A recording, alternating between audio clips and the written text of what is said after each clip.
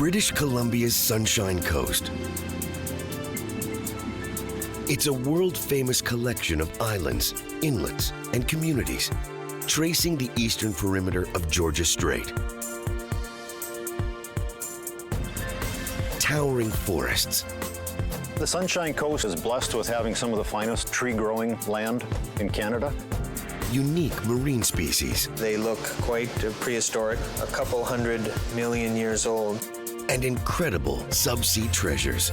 In a world of shrinking resources, we're bringing this one back to life. Now, we reveal the coastlines like never before, unlocking the secrets of our maritime past, present, and future.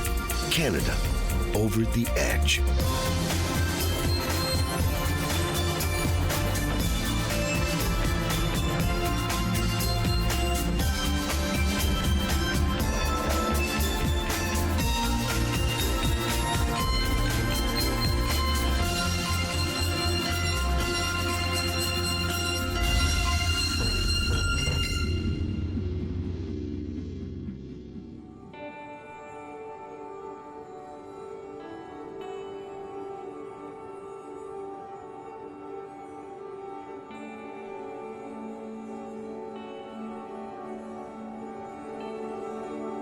North of the city of Vancouver lies the tiny community of Horseshoe Bay.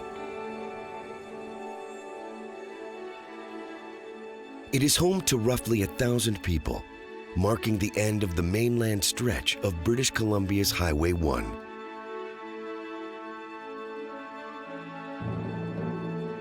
From here, travelers head to sea.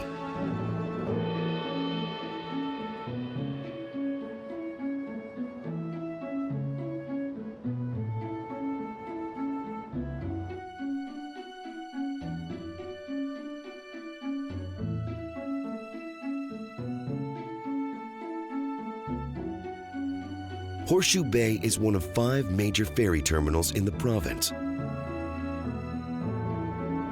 More than 5 million vehicles and 7 million passengers pass through here each year.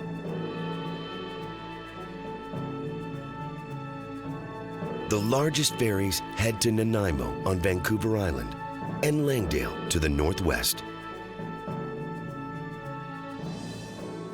The vessels are massive, measuring 139 meters, carrying nearly 1,500 passengers.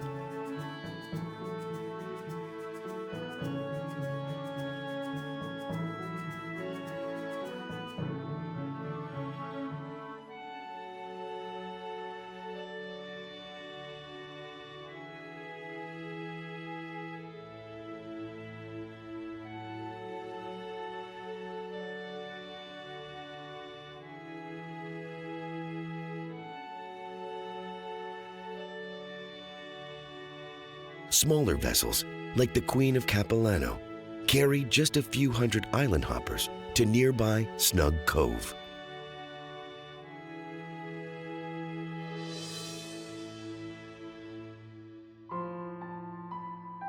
Offshore, the islands of Howe Sound lie in the distance.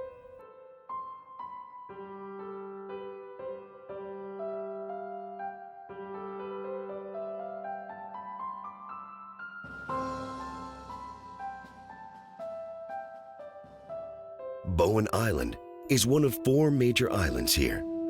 It is situated near the mouth of the sound.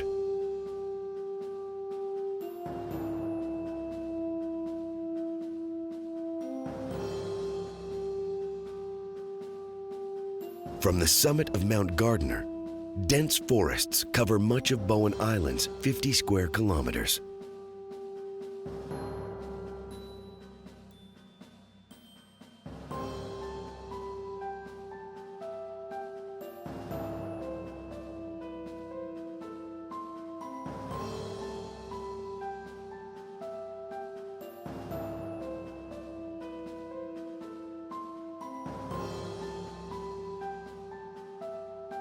Further north, the waters of Howe Sound are a bustling waterway.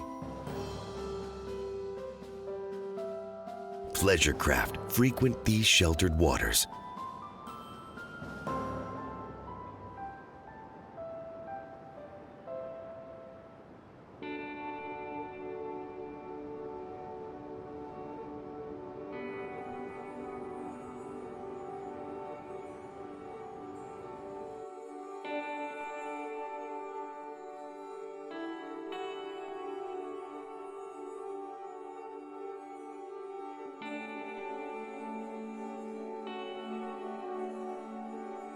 Workboats transporting hundreds of logs are a unique sight here.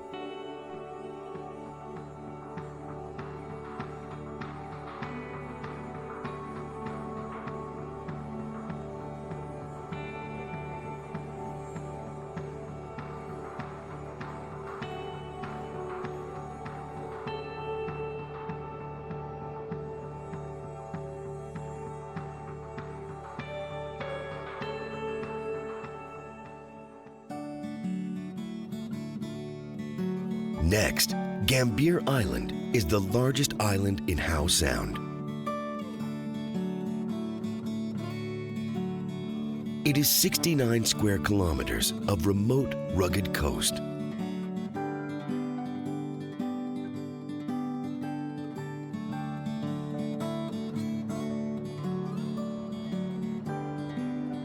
The island is home to just over 100 people, with no paved roads and no businesses.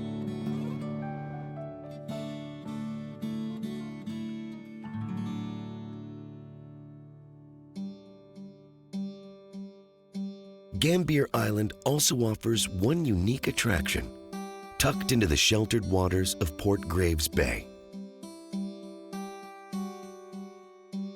This is HMCS Annapolis, commissioned by the Royal Canadian Navy in 1964.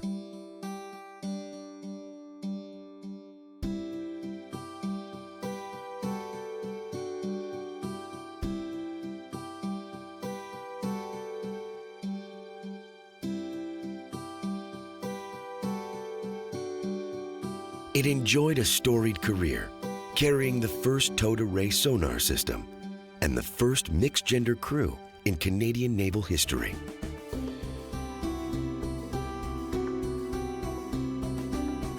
HMCS Annapolis was decommissioned in 1996. Today, the vessel sits, waiting to be sunk as an artificial reef, another attraction for divers on a coastline already famous for wrecks.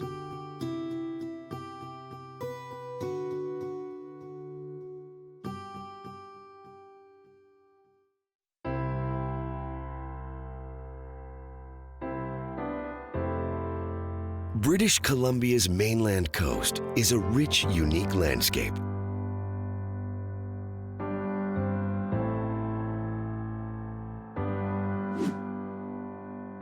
One kilometer west of Gambier Island, the community of Langdale is identified by its ferry terminal and known as the gateway to what many consider British Columbia's best-kept secret.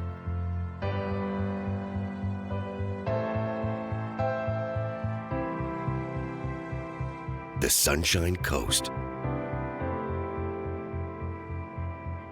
The Sunshine Coast measures 177 kilometers of winding shoreline, set between the coast mountains and the sea. It is a collection of bays, inlets, and interconnected lakes, stretching northwest from Howe Sound to Desolation Sound. It is part of the British Columbia mainland, but isolated from the rest of the world.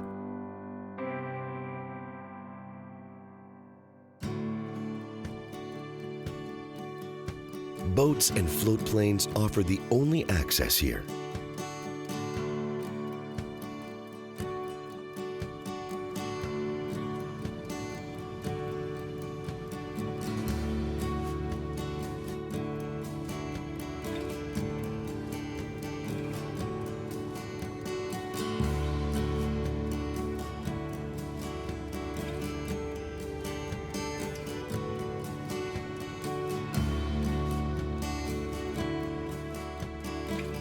All along the Sunshine Coast, spectacular nature is interspersed with iconic communities.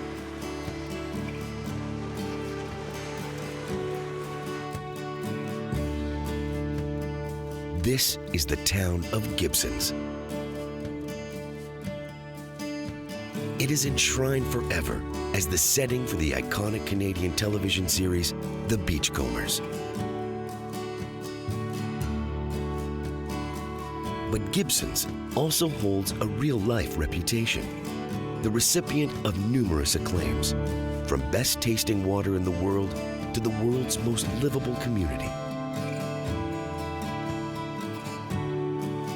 The region is popular for retirees and those seeking a more active lifestyle.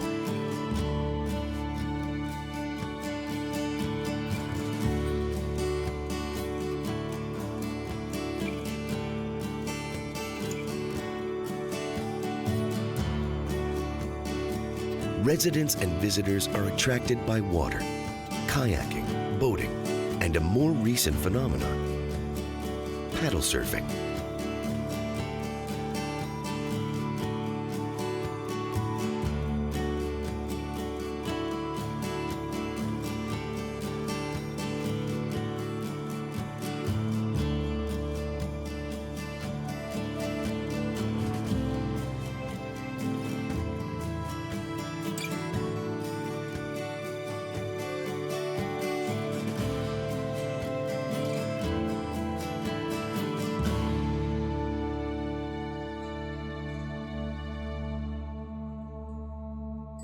The Sunshine Coast is also an industrial hotbed. Many communities are built around the natural resources sector. I think that's an interesting thing. This one piece will make 52 layers. Watch on mobile devices or the big screen, all for free. No subscription required.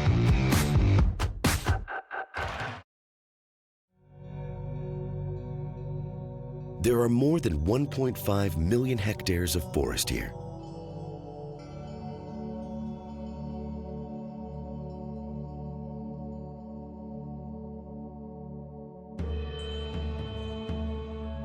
With 15 species of trees harvested commercially.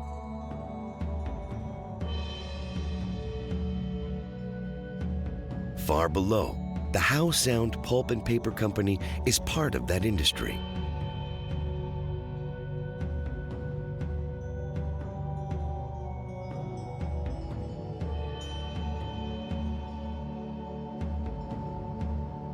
Millions of tons of wood chips are brought here by barge each year. A byproduct of the logging and sawmill industry.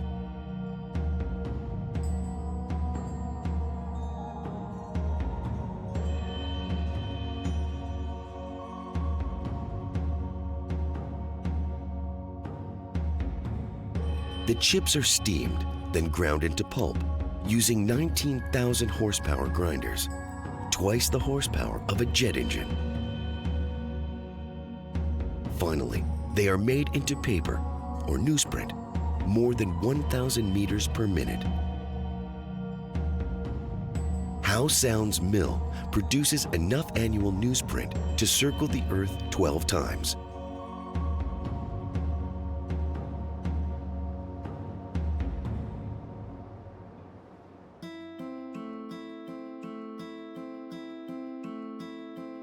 Inland, another unique feature of BC's natural resources industry, lies below.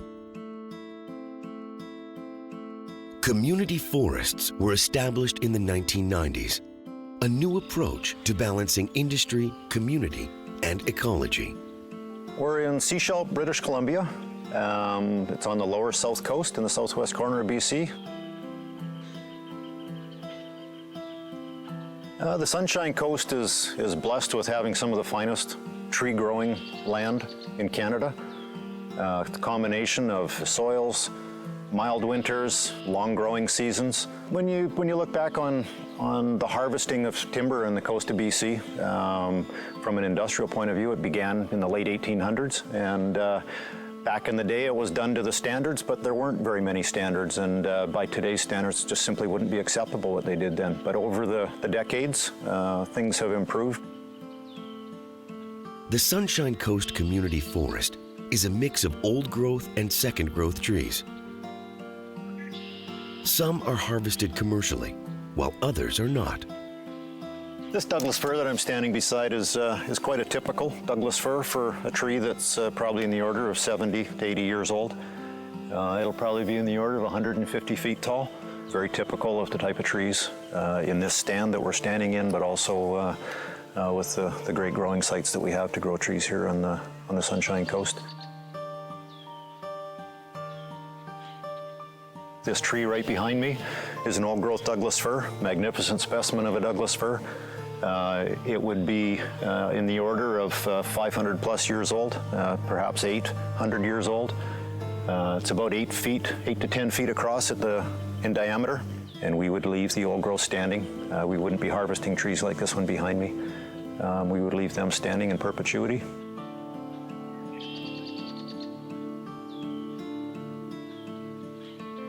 Community forest basically is any forest that is managed or owned by a community or to, with much more community direct input and more appreciation for community values. Here in BC, it was in the late 1990s that they really brought forward the community forest tenure system.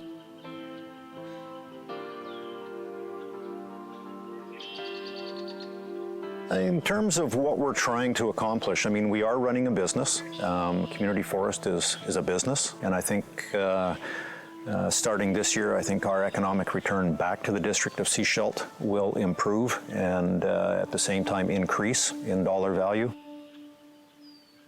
There is also a community aspect to the community forest, with broad consideration given to public use for these lands. Aside from the economic, we also do consider and take into consideration a wide variety of feedback from the community. It can be any one of a number of values, whether it's recreation, or whether it's promoting ecotourism, whether it's promoting any one of a number of things. But the three most important, we're trying to consider economic and social and ecological values and balance those three.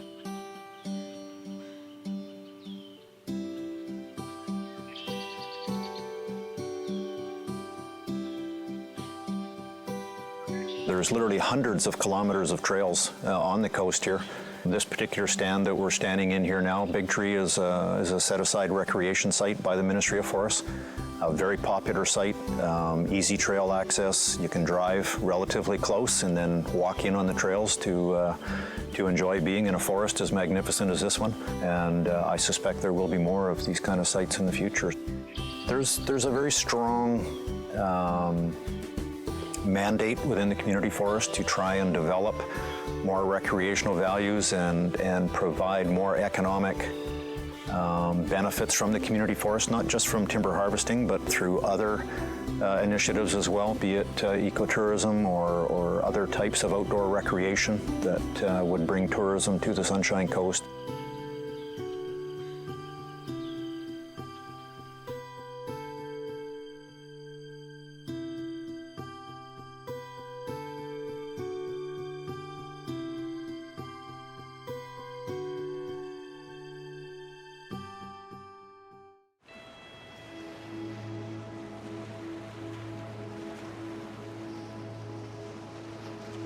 British Columbia's Sunshine Coast is a remote coastal gem. The region has been a home to First Nations for thousands of years. Today, it is a year-round residence for many. For others, a cherished summertime retreat.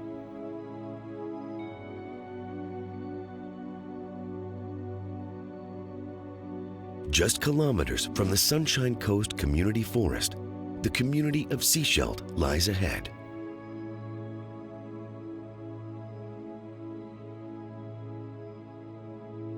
It is built on a narrow 1.2-kilometer isthmus, dividing Sechelt Inlet from Georgia Strait.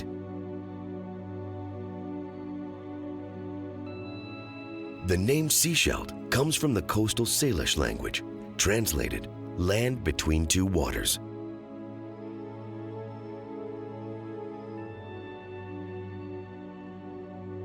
The region was later settled by Europeans in the 1860s.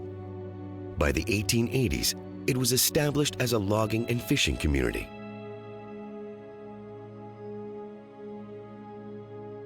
It is a legacy that continues today on Sechelt Inlet.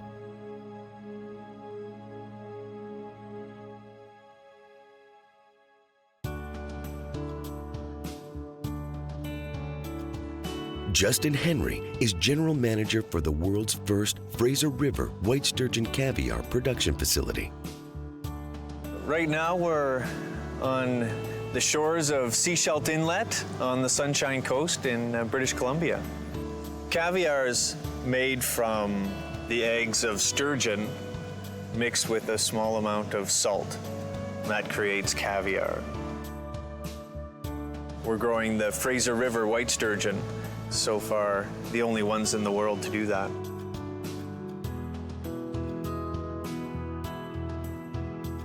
Using fresh, cold water from the surrounding hills, Henry and his team grow mature sturgeon from eggs. The start of the process is really with a mature fish, where we'll take a female and spawn that fish together with a couple of males.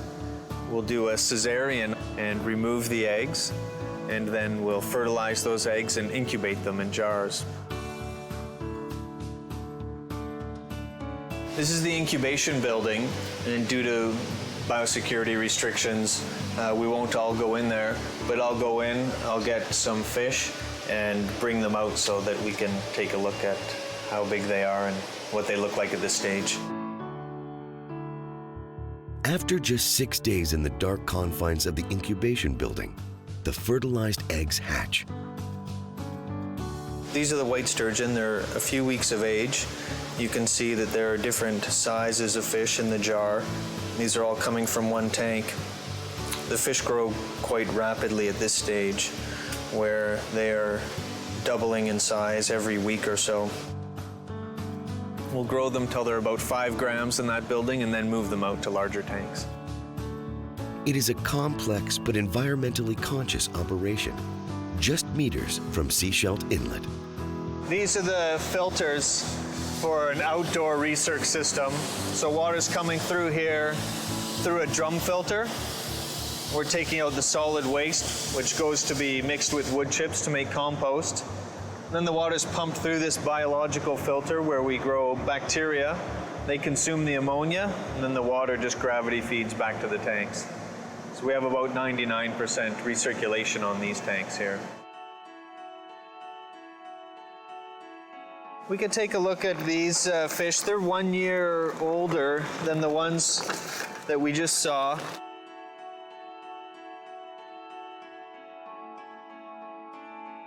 The sturgeon grow for 3 to 4 years.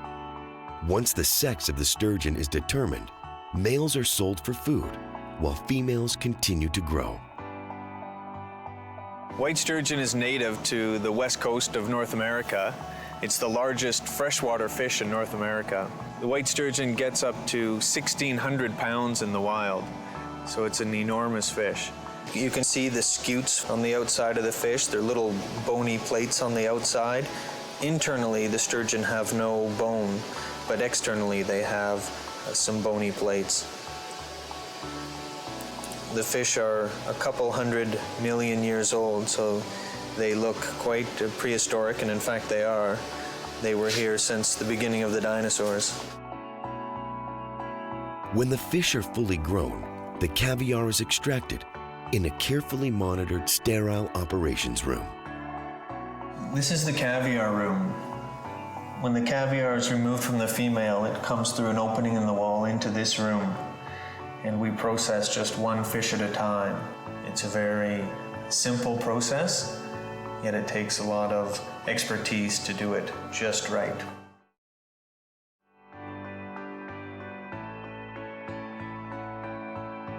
So this is the final product.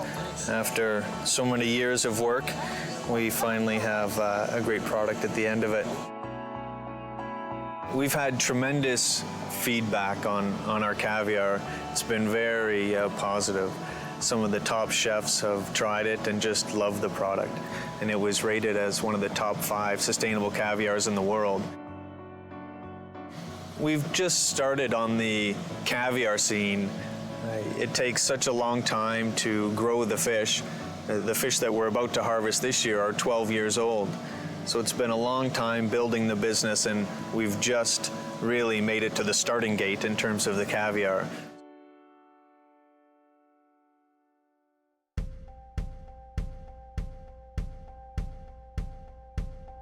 Heading offshore, the islands of Georgia Strait are a remote wonder. This is Texada Island. It is 50 kilometers long, the largest island in the strait.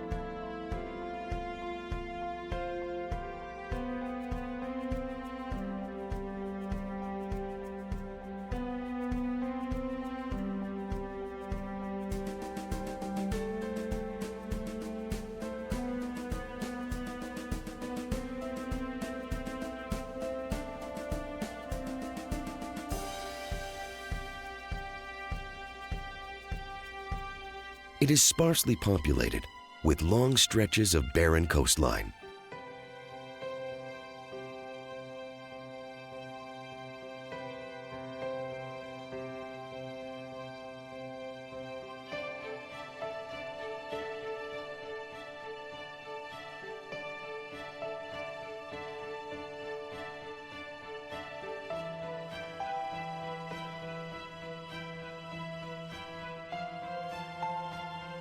Texada's history is rooted in natural resources.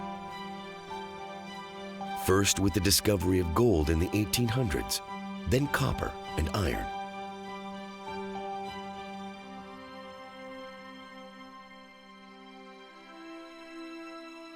It was later a fishing outpost, a center for whaling operations long ago.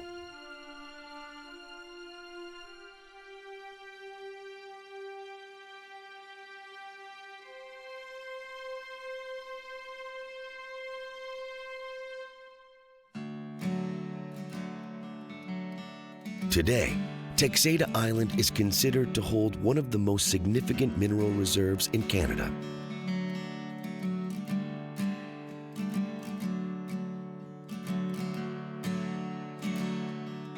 More than 4,000 acres on the island are devoted to limestone quarries. It is the second largest operation of its kind in Canada. Up to 7.3 million tons of limestone are extracted annually. The limestone is blasted, crushed, and shipped around the world from Texada's deep water loading facility.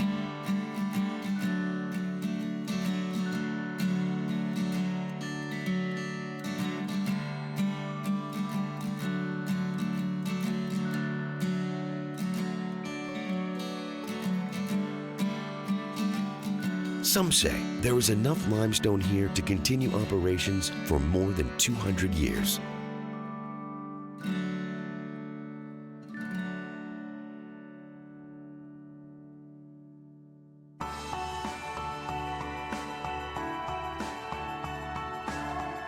Returning east, we explore the isolated inland waterways of the Sunshine Coast, revealing incredible subsea treasures.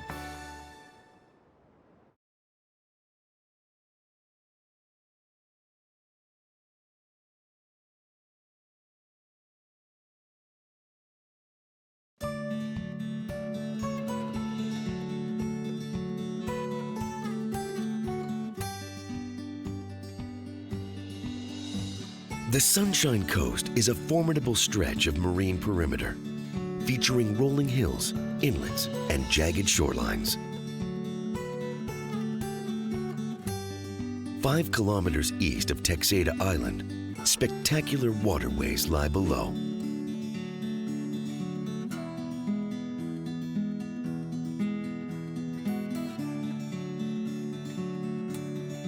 This is Lois Lake. It is 14 kilometers long and 141 meters deep.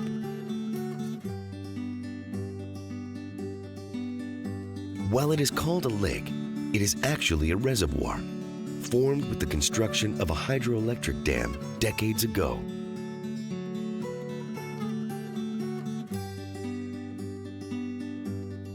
It flooded nearly 2,500 hectares.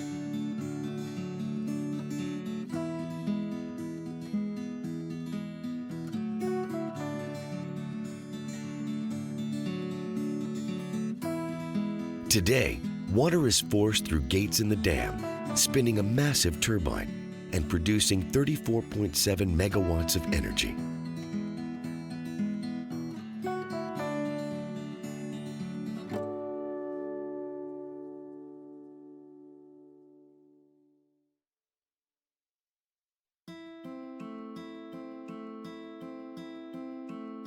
But the most unique aspect of Lois Lake is found underwater.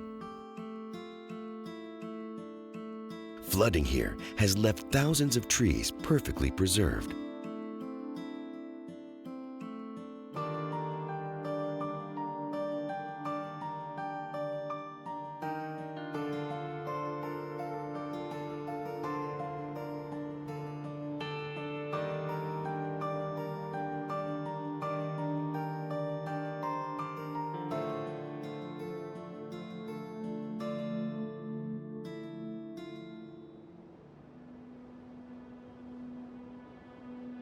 Now a new brand of forestry is being revealed, harvesting these submerged forests.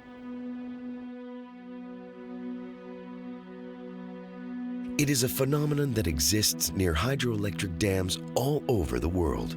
Presently, there are 60,000 hydroelectric projects that have flooded some volume of forest worldwide.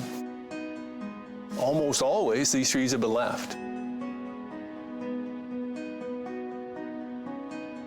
The next challenge to any harvesting operation for us or remediation project is to then look at the asset and figure out the right way to go about doing it. And like a lot of forestry, like a lot of land-based forestry, you begin with a lot of planning about how you approach cutting those trees down and bringing them to the surface and turning them into useful wood products. The deep waters of Lois Lake became a testing ground for Peter Keyes and his team. They patented their own unmanned underwater harvesting system. They call it the Sawfish. Well, the Sawfish is where this technology began for our company. So it's an ROV, remote operated vehicle, that can go to virtually any depth. This is a tethered piece of equipment that starts on a barge, and a pilot actually flies the ROV, the Sawfish, down to the depth, finds the tree, inject airbags into it, cut the tree floats to the surface, and it's collected.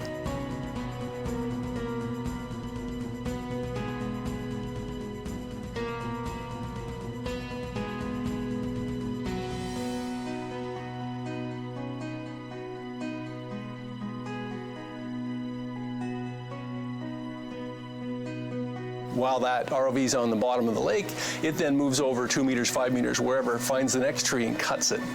And that's, I think, the special trick is its ability to harvest a tree every 2-3 minutes.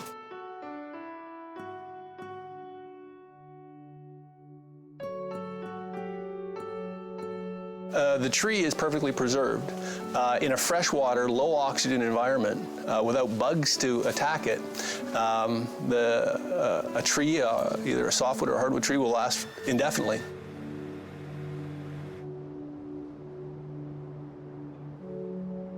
In recent years, the team has explored reservoirs with much shallower waters, using an even newer subsea tree harvester. They call it the Shark.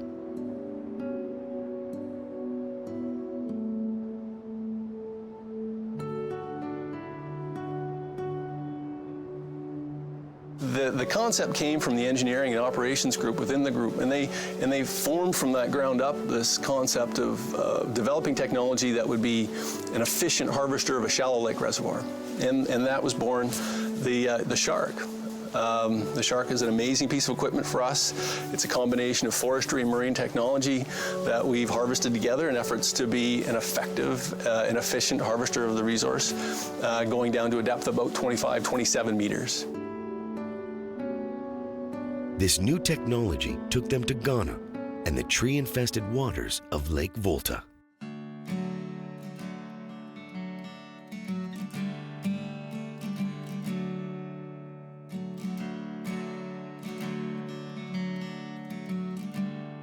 Lake Volta is the largest man-made reservoir in the world, approximately 850,000 hectares. So with a really very strong relationship with the government, we began a process of securing a concession that is 350,000 hectares.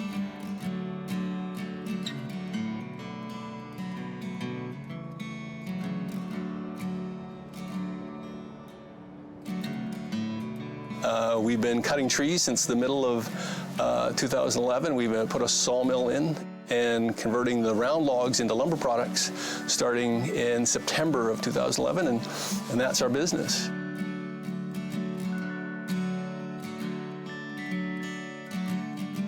We believe fundamentally that we're talking about a reclaimed resource that until we bring it up is worth nothing.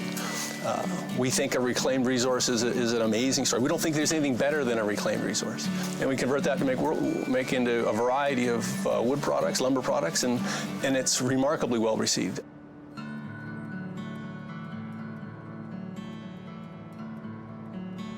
There really is. There's an inexhaustible supply of resources around the world, of reservoirs around the world that have been treed, and almost never have those trees been cut down. So our business, and when we talk about sustainability, is that after we clear these trees out of a reservoir, it's gone. However, the sustainability issue is there's countless resources in front of us. There are 75 projects on the books today around the world that are either designing or building a hydroelectric project.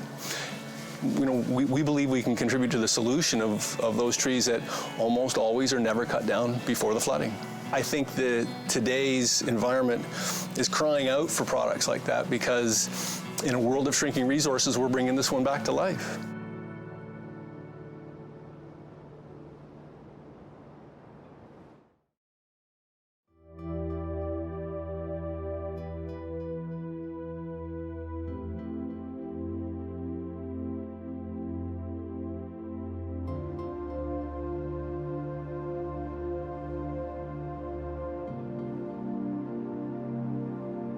West of Lois Lake, the city of Powell River is the last major community along the Sunshine Coast.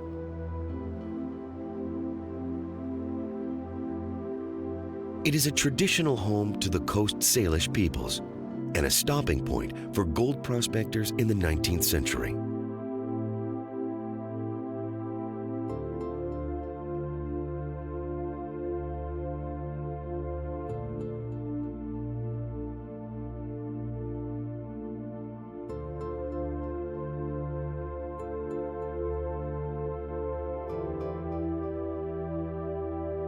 Powell River was incorporated a century ago, built around its pulp and paper mill, once the largest of its kind in the world.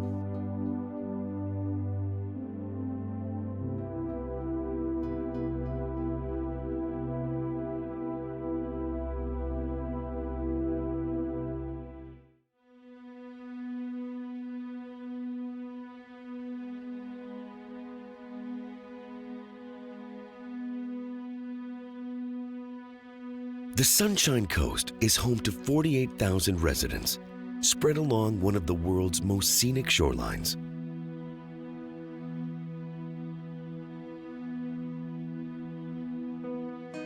Just inland, far from civilization, the landscape begins a magnificent ascent.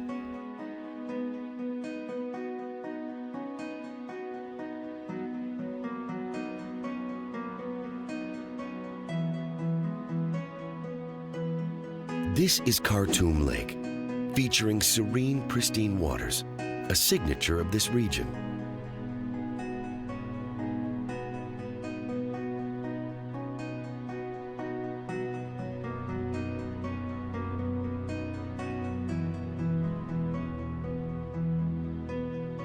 Measuring 300 hectares, the lake is surrounded by the rising summits of the Coast Mountain Range.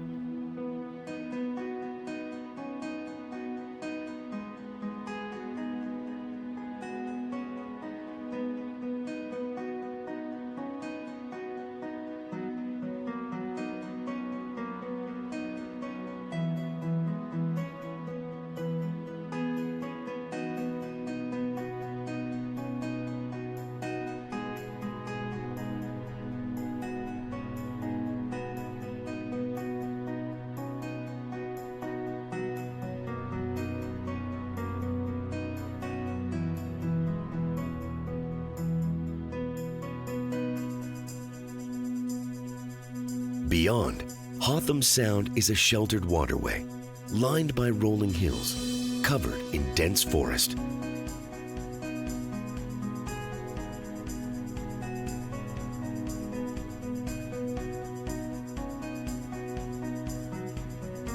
waters here are the deepest on the west coast, descending 732 meters.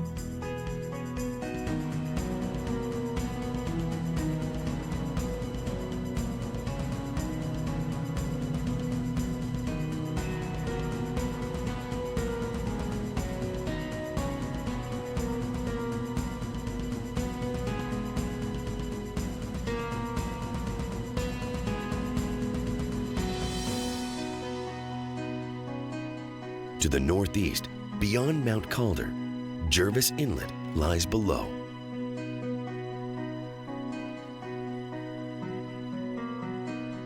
It is one of several major inlets along British Columbia's western coastline.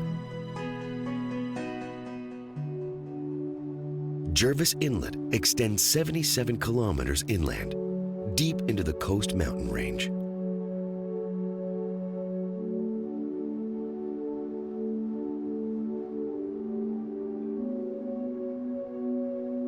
The waters are lined with steep granite cliffs and soaring mountain peaks. The deep waters are used by the Canadian and American militaries for submarine and sonar testing. The inlet is divided into 3 sections, or reaches, first surveyed by the HMS Plumper in 1860. The reaches were named in honor of Queen Victoria's family: Prince of Wales Reach, Princess Royal Reach, and Queen's Reach.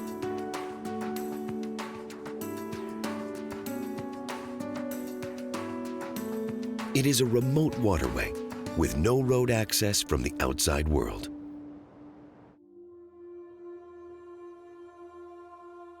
Near the northeast extremity of Jervis Inlet, one final display of natural beauty in one of the province's most remote coastal locations. This is Princess Louisa Inlet.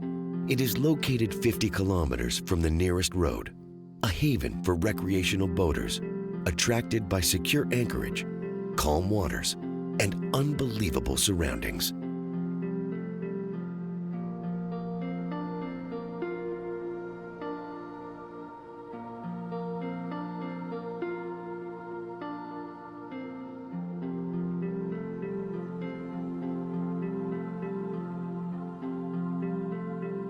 Princess Louisa Inlet is 8 kilometers long, 300 meters deep, and 800 meters wide at its widest point.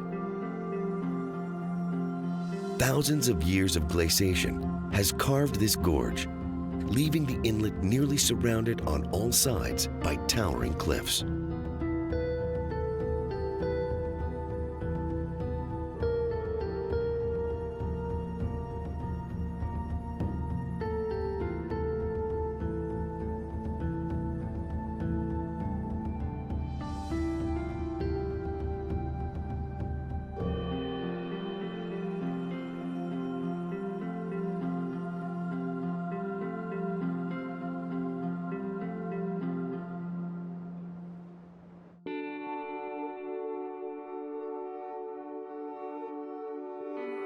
On the shoreline, a shower of pristine water marks one of the natural gems of Princess Louisa Inlet.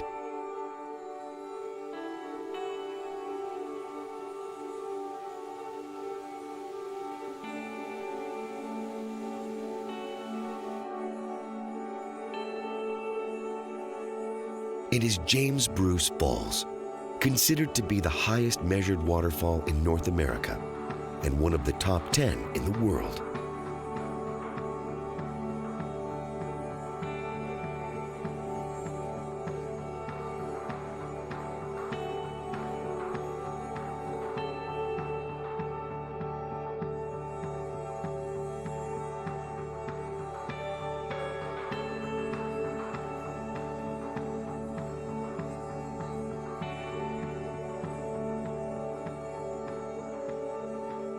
It flows 840 meters down winding rock faces.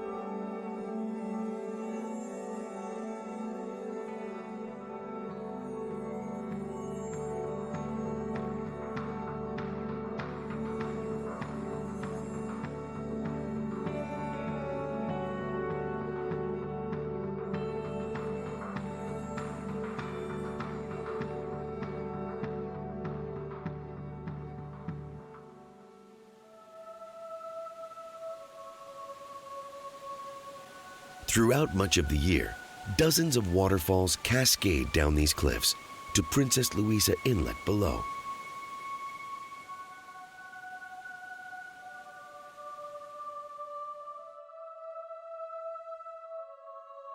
Their secret lies in the towering peaks beyond.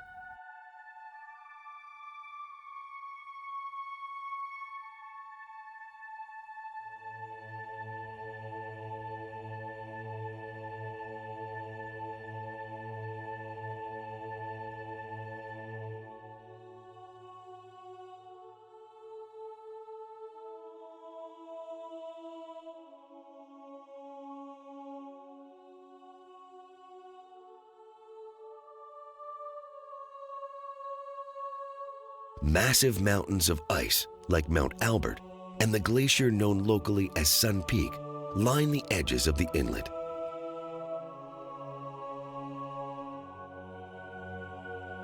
They stand more than 2 kilometers high, holding an unimaginable supply of water.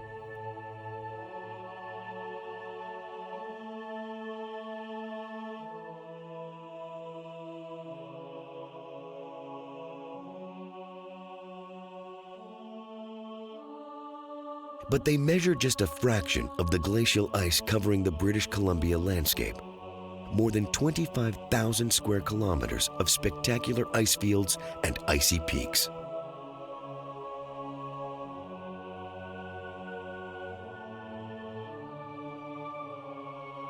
It is truly one of the most majestic landscapes on Earth.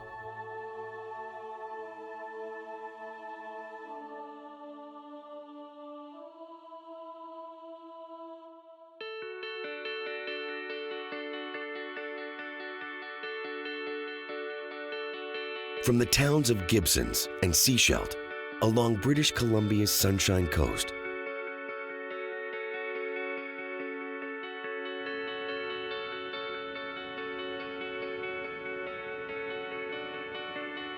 to its serene interconnected coastal lakes,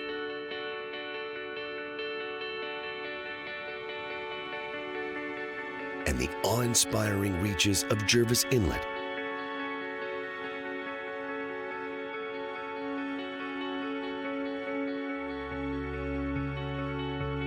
Princess Louisa Inlet,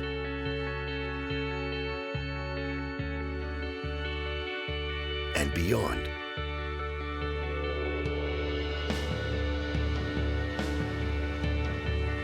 British Columbia's Sunshine Coast is one of the world's great remote wonders.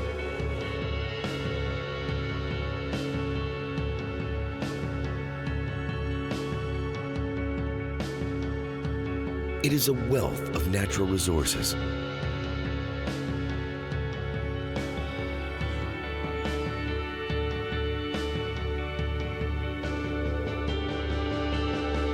A safe passage for recreational boaters.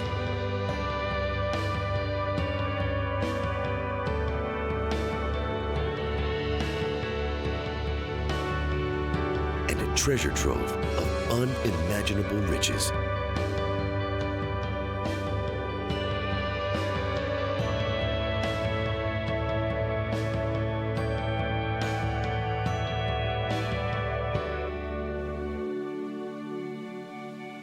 Here on the edge of Canada.